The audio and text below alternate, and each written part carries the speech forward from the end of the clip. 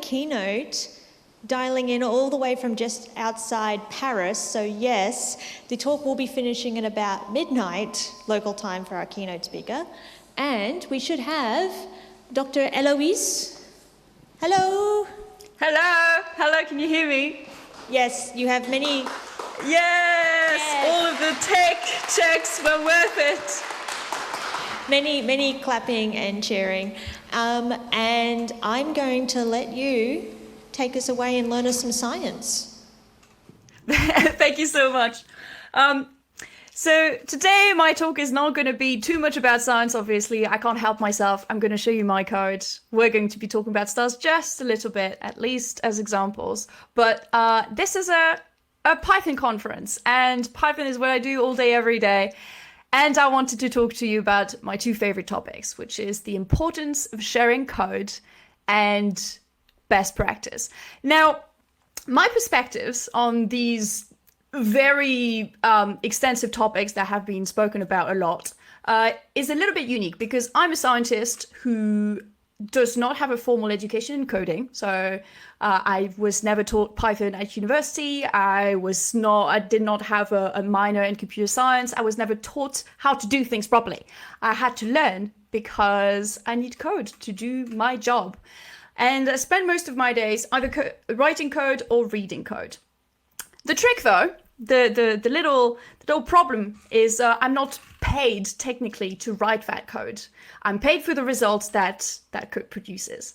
And that creates a very problematic situation, because if you have people that you pay to get a certain result and they need to write code to get that result and they are incentivized to do it as quickly as possible, they're going to write bad code or they're not going to share it with their friends and you're going to end up wasting a lot of time.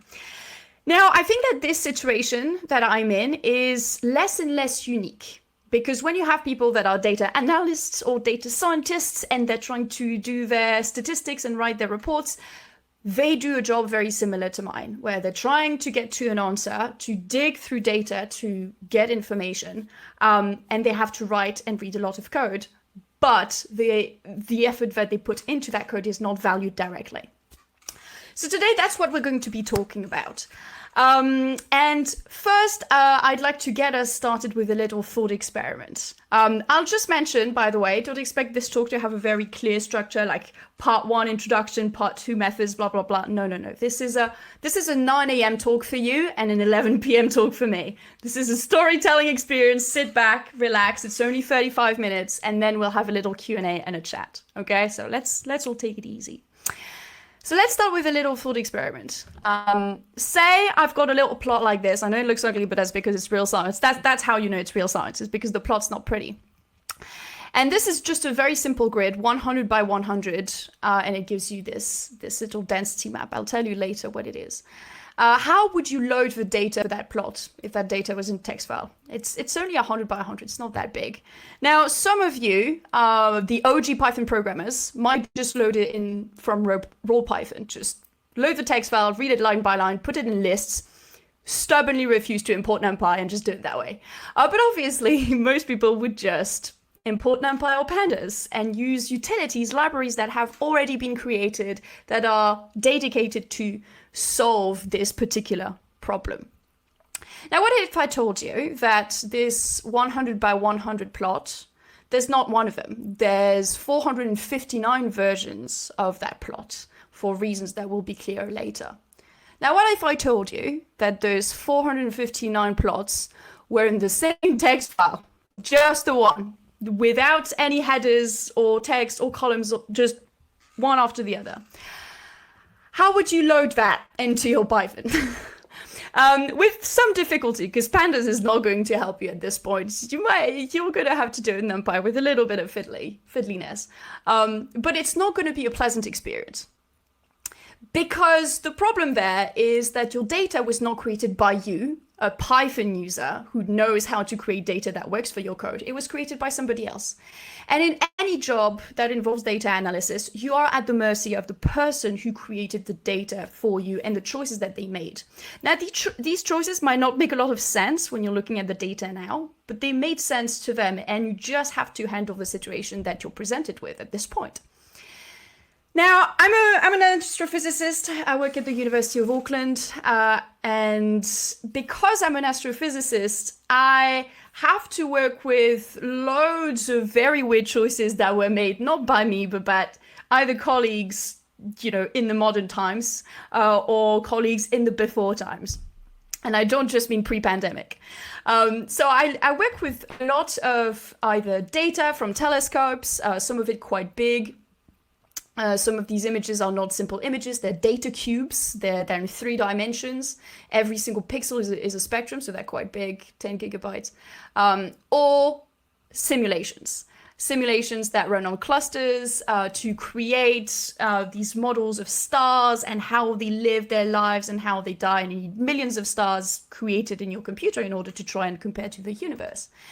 The problem is a lot of these simulations were, well, it's not a problem, it's just a fact. They were started in the late 60s. And the code we use today still has a lot of that code that, it's been refactored since the 60s. It's in Fortran 77, please. We've got some Fortran 90 in there. Come on, bring on the 90s. But it's pretty old code written by people who didn't even know Python was going to be a thing.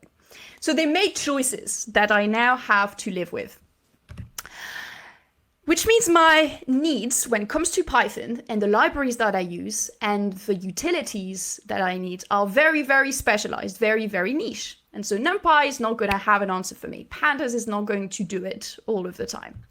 The plot that I showed you earlier, that weird column map, is from one of those simulations. There's a few steps to take to get to that plot, but based on those models that run in the Fortran and the supercomputer, you can create a plot like this.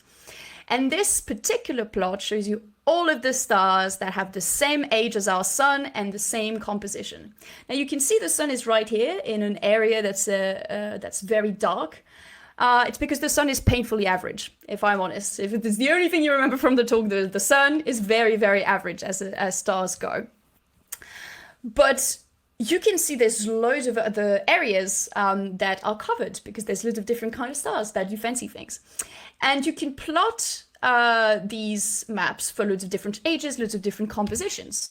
And so you need models to cover all of these possibilities. You also need different scales because different astronomers want different, scales on their y-axis. You need to cover those bases for them. And they just so happen to be in a single text file, which doesn't make your life particularly easy because the guy wrote it in Fortran and Fortran doesn't handle pandas data frames. That's just life. So when I came to New Zealand in 2019 to work with Professor Jan Eldridge and I started working with the data, I was like, okay, this is not going to be fun. Now that particular diagram I showed you is one example of a data format that you would never even think or imagine could exist. But there's loads of little things like that I had to handle. And I thought, okay, well, there's got to be, someone must have created a little library to handle that stuff because astronomers love Python. We love Python. Like in 2019, I know 2019 was 3 years ago. It was in pre-pandemic. It feels like an eon ago, but we've had the technology to handle most of our astrophysical problems through AstroPy, which is it's a massive library. It has things that are part of the core package, but also auxiliary things for little more niche problems. And I thought maybe there's something for my code, but there was nothing. Not even on GitHub, even a little drag of a script of a code attached to a paper, absolutely nothing at all. Which I found extremely surprising because that code, that data that I'm talking about is very well known in my field. The most up-to-date version of that data has got nearly 500 citations in 5 years. But it's been around for decades. And I cannot believe that nobody wrote a little Python utility to handle that stuff. It's just that people don't want to share their code. But I was like, fine, you know what? I'll just do it myself. I wrote my own Python. I've done that before. I did a lot of that kind of stuff during my PhD. So I converted all of those weird Fortran-friendly data formats into Python using new classes, new new functions. I automated a lot of fiddly pre-processing, that's a lot of physics, extra physics you need to add, and I created some data analysis tools. Now, I'm not going to tell you what these exact things are, because frankly, you're never going to need to use that library, because my needs are so very, very niche. But what I know for sure, and what I knew for sure when I created that stuff was if I need it, someone else needs it. So I'm going to share it. I'm going to put it out there in the universe. And there was some method to my madness. So I put it on GitHub like most people do. I put it on a website, little GitHub pages, but I also put it in the Journal of Open Source Software. And the reasons for that are going to be clear later in the talk, the exact motivations for that. But the fact that I put it, and I put that code called Hokey out there for my community to use, had the exact desired effect. People started using it. There is this particular paper that was, I think, the first one that used my code that wasn't, my team. So I was very excited about that. People use Hubble Space Telescope data to study a cluster called R136. It's a pretty cool cluster because it's got the biggest, the most massive star that we know of in the universe. It's 250 solar masses. Although it's been revised down to, I think, 200. Still pretty big. It's a big lady. And you can see that the data, they have the rainbow stuff, the rainbow points. And in the background, you can see one of these weird color maps. It's a different shape from the one I showed you earlier, but it's the same one, and it's plotted with my code. And that's the power of free software or open source software. Now, throughout this talk, I'm going to use the words free software and open source software interchangeably. Some people, make a difference between the two. It's mostly philosophical. But all you need to know is that free software doesn't mean free as in you pay no money. It means free as in freedom. The freedom to use, modify, and share the code. That's all you need to know. Now, most software kind of used to be free back in the day when writing software was just the endeavor of a bunch of academics in the basements of some universities in using computers that were the size of rooms. But then in the 70s, things started to change a little bit. And there's this very famous letter written by a certain Mr. Bill Gates, who you might have heard of him. And it was written, it was an open letter to hobbyists being people that were really into computers and buy software and share it with their friends, that kind of stuff. The letter itself, a little bit whiny, not gonna lie, but he makes a very good point. In one part of the letter, he says, hardware must be paid for, but software is something to share. Who cares if the people who worked on it get paid? That's a good point. That's not the next slide, but you know what? That's the next slide. How do you get paid? How do you get paid for the job? That is not good, because that means that those slides are two versions behind the slides that I was expecting to be working with. But you know what? It will make it more fun. We don't know what's coming next. You don't, I don't either, whatever. Anyways, so the point of that letter is valid. How do you get paid for the software that you write? Now, in my job, it's kind of a moot question because I'm not going to get paid for the code that I write. But the point is, how is my impact recognized? How is the impact of the effort I've put into that code recognized and something that I can use in my career? Now, as a researcher, one of the important metrics I need to care about is something called the H-index. It tries to measure how many papers you write and how impactful those papers are. Now, there's a lot of stuff we can say about the H-index and how messed up it is and how the system is problematic, but we're going to put a pin in that for now because it is still an important metric and it's something that we do need to care about. Now, if we look back to that paper that I was talking about earlier, that used my code, and I was very excited about it, I'm not an author on this paper. They used my code, but they didn't put me in the list of authors because I wasn't involved in the science directly. They downloaded the code off the internet, used my tutorials to learn how to use it, and then did their science. And that means that this paper does not appear in my list of publications, and as such it does not count towards my H-index in that way. And that kind of leads us to the little pickle that we're dealing with, which is why people don't want to share their code in fields like mine. The main problem is that they feel that it's not going to be a good use of their time, or that their labor is not going to be recognized. It might be valuable labor, but the problem is that if you spend all of your time making really, really good code, and you don't spend that time writing papers, and then you put the code online, and then someone uses the code and very quickly gets results and then writes the papers in the time that it would have taken them to write the code, then you feel like you're giving stuff away for free. Is essentially the problem that we're facing. Or you might find yourself in a situation where you might never have shared that code with anybody. You're just writing code for yourself, but because it takes you so much time to write code and you want to focus on the papers, you're just going to write stuff that is terrible, not maintainable, and not reproduce, that you're not going to be able to understand when you look back on it 6 months down the line. That's a problem, because science is only science if it is reproducible. If you cannot reproduce your results, then I don't know. It's just Reddit. So the problem we have as well occasionally is that people write good code, they do share it, but it is not free. So free as in not free software. It's not open source. This is an example of this. The Voronoi binning algorithm. Voronoi binning just means you make this fun tessellation pattern. It's very useful if you're using data cubes, you know, those three-dimensional images I mentioned earlier. It's an important part of the data analysis. It's one of the first steps that you might take. And so you can download that code for free and use it and cite them, and it's great. The problem is, a couple years ago, I was looking for Python libraries that could handle data cubes, and I found one that was really interesting.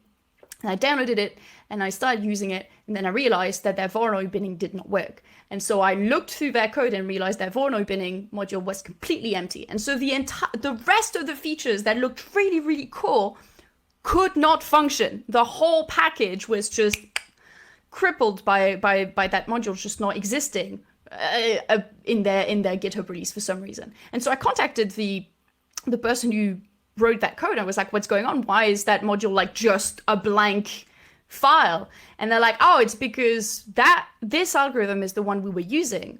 And we thought it was just, open source, and that they forgot to put the license on the website. So when we put our code on GitHub, we contacted the guy to ask if it was an oversight. But the guy said, no, it's not an oversight. This is copyrighted. You cannot use my code to create an open source package. And so that whole bunch of features is just kind of down the drain. You can cobble things together, but like it's just crazy, man. So anyway, that's one problem. People in my science are concerned that their time is not being valued. The other problem is we as scientists are self-proclaimed bad coders. And not just self-proclaimed, like sometimes we're just plain bad coders, because we don't have the formal education that a lot of people, who come out of computer science degrees or engineering degrees have. And so people are embarrassed at the idea of sharing their code. Now, the lack of education is one thing, but I also think it's because we have this very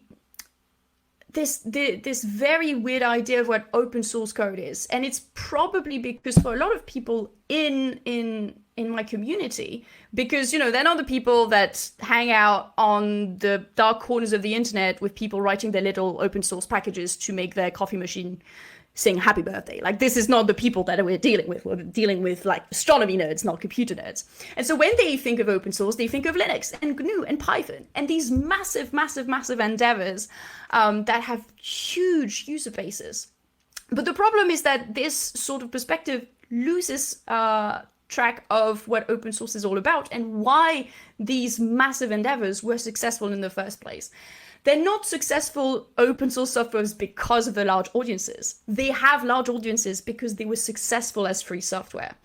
I highly recommend checking, if you've never heard of it, The Cathedral and the Bazaar. It explains why open source software has an advantage in development compared to software that is released like every 6 months or like that kind of stuff. It's brilliant. But anyway, the point is the freedom to use, modify, and share with your community.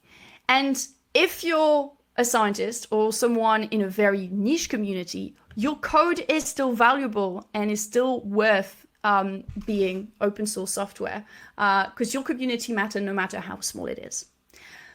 Now, Now you might say, okay, that's cute. I love that. Sharing is caring, but why bother? You know, apart from the whole philosophical semi-communist idea of it all. So let me give you some clear incentives of why not sharing your code is terrible. And a lot of these I feel very passionate about because I have first-hand experience of how crappy things can get. I'm not going to give you specific examples during the talk, but if you need to ask me in the Q&A. We're gonna stay professional and not personal here. So what happens when you don't share your code? What are the issues you might encounter? Duplication of effort is obvious. You know, you have 3-4 different people writing the same bloody thing to get to the same result. The consequence of duplication of effort is if you have more codes, you have more bugs, most likely. And if, like in many cases in my science, that code is not even shared online, let alone, you know, even if you've not slapped a license on it, that code is never shared, not even with the papers that people release. And that's one of my pet peeves. So you end up not being able to reproduce the results that they created because we have an outdated way of sharing our science. We share papers, like written down papers with method sections that can be extremely well detailed, but we don't share the code. But the method section is sometimes utterly useless because you can tell me exactly what you did if your code didn't do it, because newsflash, computers do what you tell them to do, not what you want them to do. So if you messed up the code, I will never be able to reproduce your results and I will never be able to track down why. So we need to share our code, not because it's nice, but because good science depends on it. And science in the loosest sense of the word. If you're a data analyst, data scientist, anything that anybody who deals with data, that's what I mean. So we've got a problem. Good code takes time and effort. We need people to share their code, so we need to value their time and effort. Now, in my field, that has some very specific, that means something very specific. But I think in general, the takeaway is that using recognized impact metrics is the way to go, at least at first. So for me, it's having something citable, like the Journal of Open Source Software. Putting my code through it means that my code is citable, not just as a link, a GitHub link at the bottom of a page. Is something that counts towards this weird metric. But the importance of recognized impact metrics is worth emphasizing, because some people might have a tendency to think, oh, we can just create a new metric, to measure this new thing, and that's great. The problem is if people's career depends on the effort that they put into their work being valued. If you don't use things that are already recognized, that already have benchmarks, that are already established, then that stuff might not actually benefit them on their CV or not as much. And so they're not actually going to do the thing that you want them to do. So using recognized impact metrics, whatever that means in your field. So if we go back to the example of this paper, there is a reason I picked it. There is continuity in this talk. It seems disheveled, but I planned this. So if we go back to this paper that does not add me to the authors, it does cite my paper. My paper is right there. That's the paper for Hoki. And that means that it does count towards my H-index, and it points other scientists who read the paper, who read this paper, to my code and where to find it and how to cite it. So it works within my really messed up system that has an H-index. Now, the other problem that I mentioned is people thinking their code is bad. And the solution is very simple. We need to make sure people don't write bad code. I know some people are lovely and really nice to all of their colleagues and said there's no such thing as bad code. But I like tough love, and I want to be honest. That's bullshit. There's a lot of bad code. I've written plenty of bad code, plenty of it. Trust me, there's plenty of bad code. Now, what I mean by bad code is something that thoroughly disregards best practice. So I'm not saying something that's a little bit PEP8 incompatible. I'm not PEP8ing your codes. Not what I'm saying. I'm thinking something that genuinely is confusing to look at. Now, best practice, it's a lovely word that everybody loves to throw around. But I tried to look up a definition once in preparation for a talk. It's very difficult to find a definition that doesn't sound like a word salad. So the best thing I could come up with is that best practice is a set of standards widely accepted as making a process better. Still sounds like a word salad because widely accepted by who? By 5 people, 10 people, 100 people? Making a process better? What process? How much better? And I realized when I was thinking about it that the reason this is so vague is because it is entirely context dependent. In most cases, best practice is not best practice. It's good enough practice. It's whatever works and minimizes the chances of messing up. Now, if we take the example of cooking, let's use that as an analogy. So you're cooking in your kitchen, you're cutting some onions to make yourself dinner. It's lovely. You're probably not using the best chef's knife. You might not even be using a chef's knife. It might not have been sharpened in a while. You're not wearing gloves, and you're certainly not wearing a hairnet. But that's fine. You're in your kitchen. But if you take those practices and put them in the setting of a professional restaurant, it's basically a fireable offense. It's unacceptable. But the reverse is also nonsensical. If you take all of the procedures that occur in a professional restaurant to cook food and you try to implement them in your own home, it's a faff. It's a waste of your time. It does not add value. And so the trick is really to strike the right balance for you in your own profession. How do you minimize risk and how do you maximize impact? So for me, minimizing risk is avoiding bugs, avoiding code duplication, making sure my science is reproducible. And maximizing impact is minimizing how much time I spend on stuff that's not going to be recognized by my colleagues and by the system that I work in, because I need a job. So what does that look like for me? I've got 3 tiers to my to how much effort I'm gonna put into my code. It's a 3-tier system. Tier 1 is for the basic scripts, the basic Jupyter notebooks that are going to serve one very specific purpose. That's why they're called one-off scripts. Now, I don't mean that they're only going to be run once. No. This is a very important plot for a very important paper. I'm running it today. I'm running it 14 times tomorrow. And I'm going to run it again in 6 and 12 months time when the referee has reviewed my paper and is telling me that I need to change the plot. So I need to be able to understand what this code does. And you don't actually need that much for code to be good. Meaningful variable names are great. Comments are great. Now, I'll emphasize the comments because I've heard some people, especially some people coming from computer science, saying, oh, you shouldn't need to comment your code if you've got meaningful variable names. I don't know what world you'll live in, but we need comments because the code may be very intelligible. You might know exactly what it's doing, and you might have no idea why it is performing this particular task. So I use comments to tell me why the code exists and why it's doing what it's doing, or why I picked a certain value. So for example, lick indices from some paper from 1998. You don't need to know what it is, but you know, it's very, very simple things like that can make code, that can make the difference between code that is intelligible and not intelligible 6 months down the line. Level 2 is for code that is reusable. That's where we start diving into modules, things that I'm going to want to use in different spots, maybe in different projects within my own sites. And that's where I start popping in the doc strings. Like some people are like, oh, everything should have excellent doc strings everywhere. Like, I can't be asked, I can't be bothered. But when the code becomes reusable, that's where I put in the effort, the version control, and the unit test. That's where it starts. I'm not going to faff around with that any earlier than me needing to write a new package.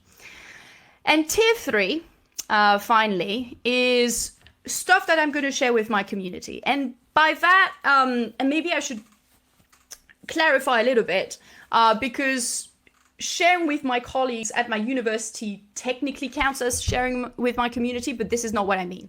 What I mean here is sharing with my community that does not have immediate access to me. So they can't knock on my door and be like, hey, your code's broken.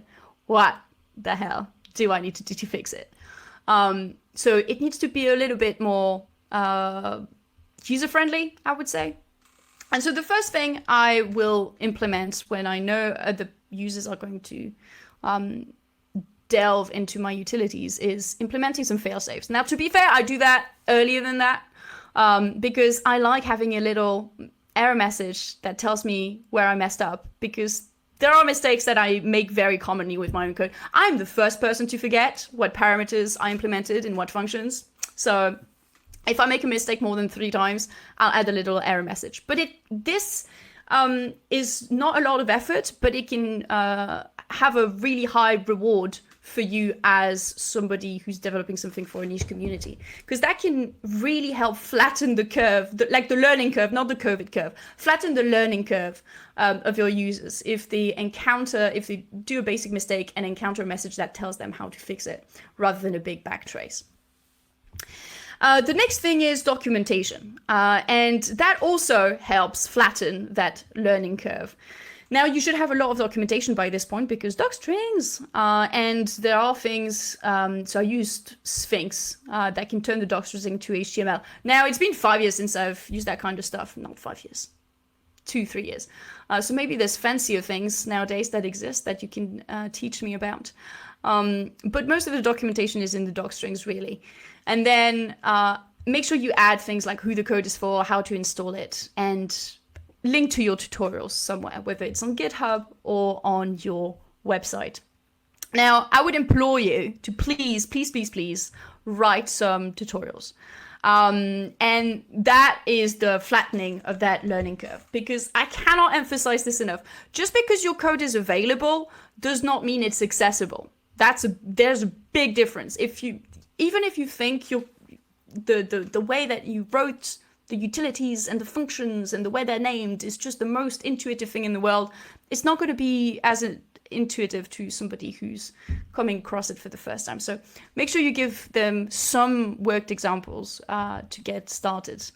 Jupyter notebooks are great, and again, Sphinx can turn them into HTML pages that you can put directly in your website. If you don't want to have big convoluted examples, you can just put snippets of code in your website or in your GitHub. Or, and this is the good old-fashioned way, I've learned more than one package that way, especially some of the old astronomy packages, that's how the documentation is done. Just example scripts, example.py within the actual package. But if it's well commented and it's a decent worked example, that can be all that your user needs to get started. It doesn't have to be in a fancy website or in a fancy package.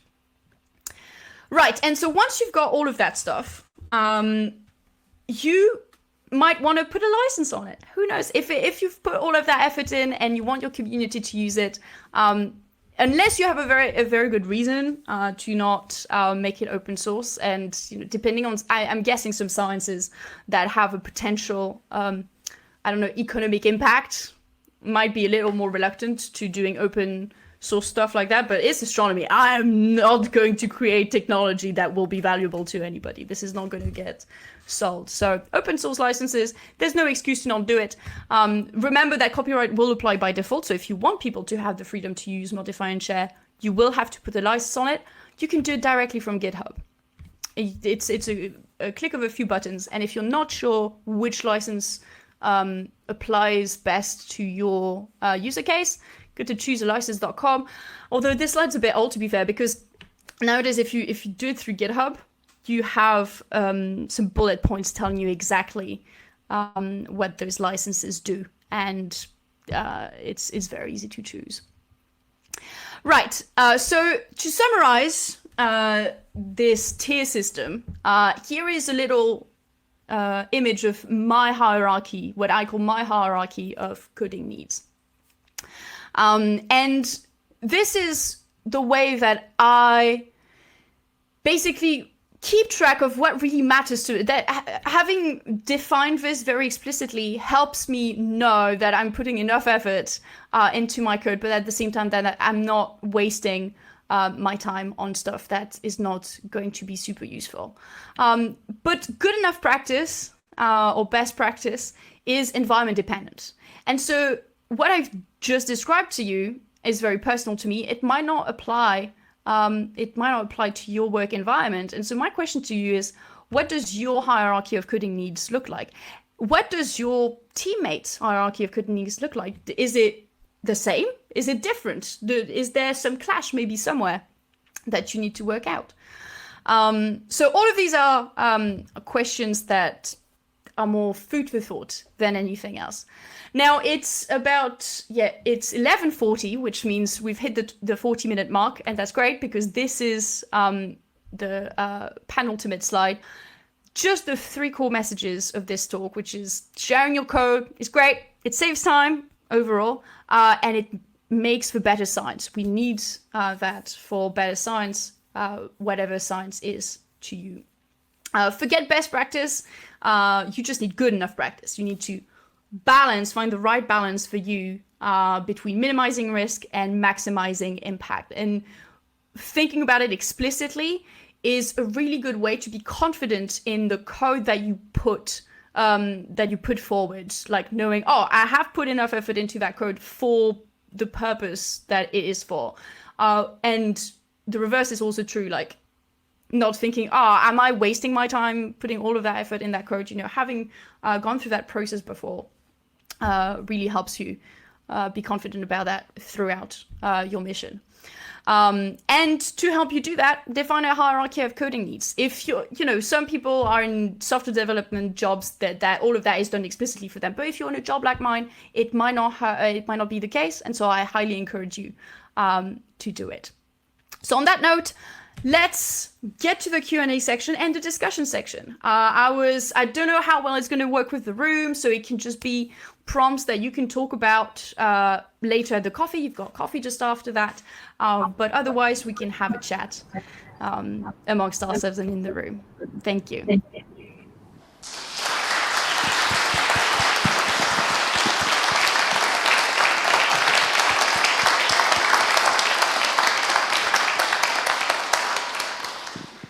Okay, so the way this is going to work is a little bit weird because Héloïse will be able to hear Katie, but not you guys. So put up your hands. I'm going to come and get your question. I'm going to repeat it to Katie. Katie is going to repeat it to Héloïse, and so on. It's going to be fun. Chris. Thank you. I enjoyed the talk. There's a bit of a setup to this question, so it will take a small amount of time. So in the open source world, we have the MIT and BSD licenses, which tell you exactly how to provide attribution for open source code in a way that makes sense when software is being shared, which is that you have to copy the license and the copyright statement into code that you share. Is there a world where something like that would make sense for academic software, and what sort of requirements would be useful to scientists who are trying to share their code? What sort of requirements would be useful for scientists to share their code, with an example of open source licenses where you actually have to copy the license around, including all the headers as you go? Yeah, so I think that's what most of the licenses that our codes use. They are like that. The MIT licenses, I think, are like that.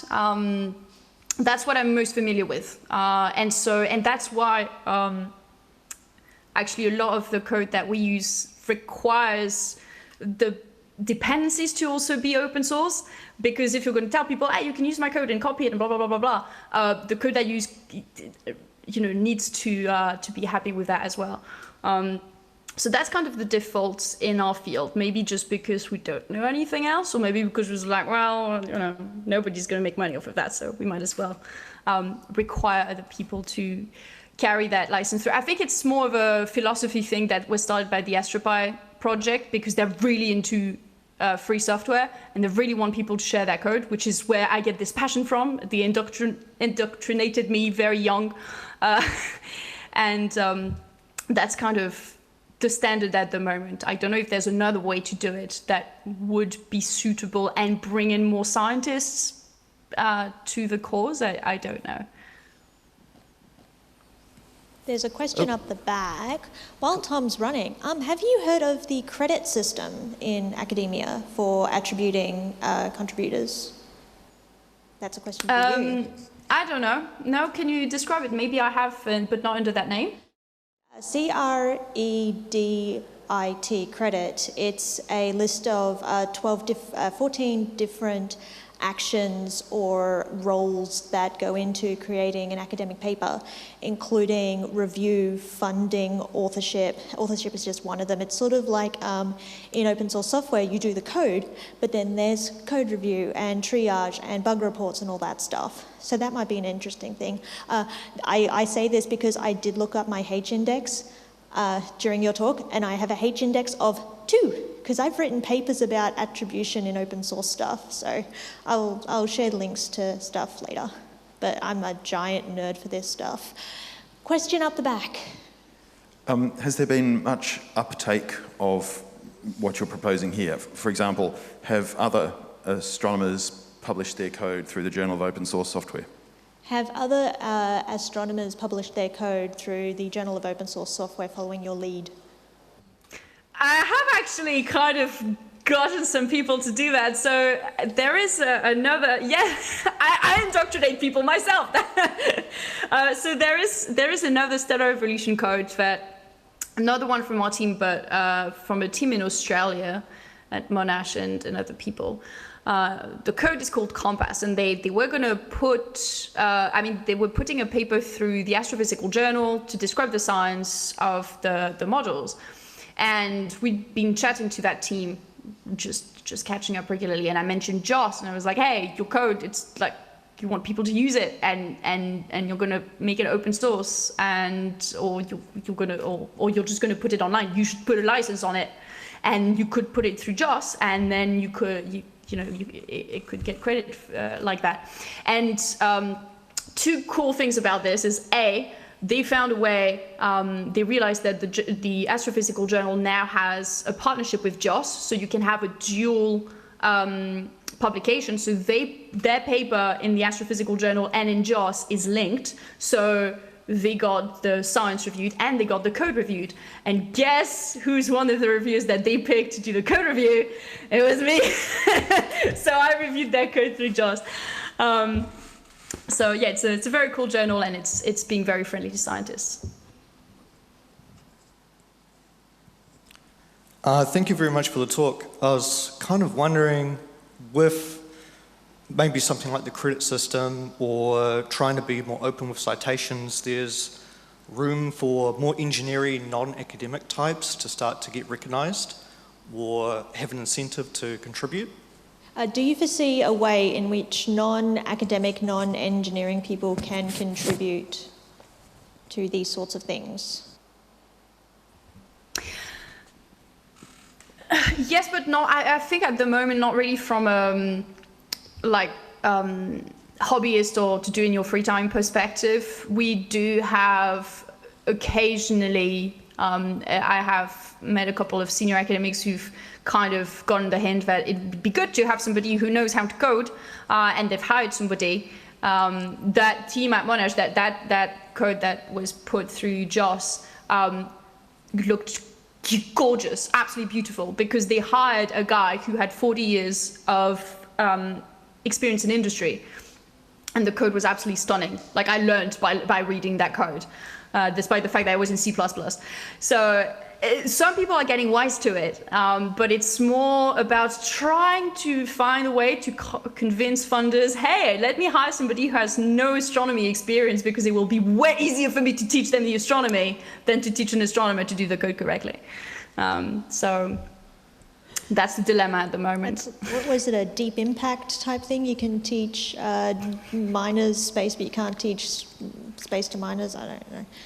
What was that movie with Bruce Willis and the thing? I don't know. Armageddon? I don't know. Anyway, is there any other questions before I rattle off weird 90s end of the world movies? There is a comment in here asking whether you've seen the Good Research Code guidelines at goodresearch.dev. Ooh, no, I had not seen that. I'm going to look that up. Cool. And there's another one here. It's not uncommon for open source communities to be harsh in their criticism of code, do you think this is a good reason that scientists are reluctant to share their code? It could be. I wasn't, so my only experience of the open source community isn't the actual open source community that I guess this person's talking about, which I'm guessing is from a more software development, computer science, like kind of environment. I was exposed to it through the AstroPi project, and these people really wanted astronomers to get better at the coding and really join the ranks. So I found it very, very friendly, but I guess it's not the broader open source community.